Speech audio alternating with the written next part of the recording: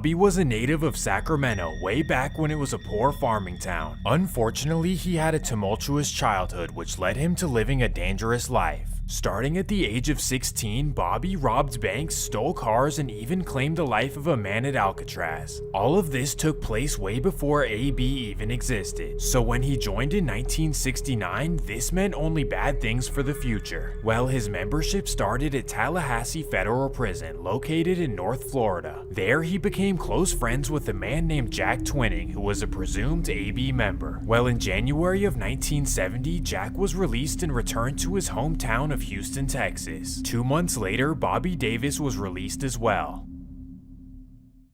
Bobby wanted to return to California, but he knew that it would be the longest Greyhound ever. So instead, he contacted Jack, who agreed to host him in Houston. The two men were nearly flat broke, so they decided to come up with a plan. Bobby specialized in hitting banks, so he figured why not try one in Houston. But Jack explained that this is Texas, where you won't survive 2 seconds trying to do that. So instead, they opted to try California, where this may have a way better shot. So on March 27, 1970, the two took turns driving to Sacramento. They arrive in early April and they drive around looking for banks. For whatever reason, they feel uneasy, so they come up with a new plan. They find the location of an armored truck company down in Long Beach and they figure that this could work. So on April 5th, 1970, they head down Highway 5 to LA. While passing the small town of Gorman, they notice a construction site on the opposite side of the road. There, all kinds of useful tools are laying unattended. So they pull around to the other side of the freeway and they grab everything they can get. Then they speed off and nearly ram into an oncoming car. This causes the car behind them to honk repeatedly. Well, Bobby does not appreciate this, so he pulls up next to the man and puts his blower out the window.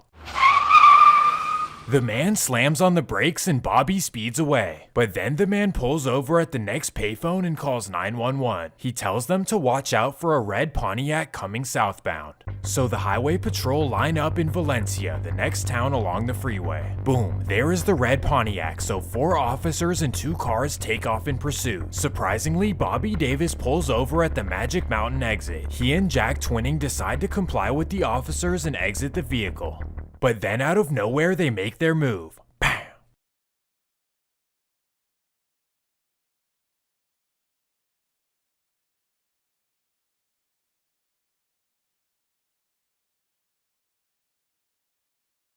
The incident made the national news and it became the outside world's introduction to the Aryan Brotherhood. You would assume that this reputation would anger the Brotherhood, as this act was disgusting in every way. But no, instead it actually elevated Bobby's status within the organization. On the flip side, Bobby actually wasn't proud of his actions and he certainly didn't want it to represent the Brotherhood. So within the next few years, Bobby would make a bold decision. He renounced his AB membership, which put them in a major dilemma. Bobby was possibly the most ruthless member they had, and he didn't fear anyone.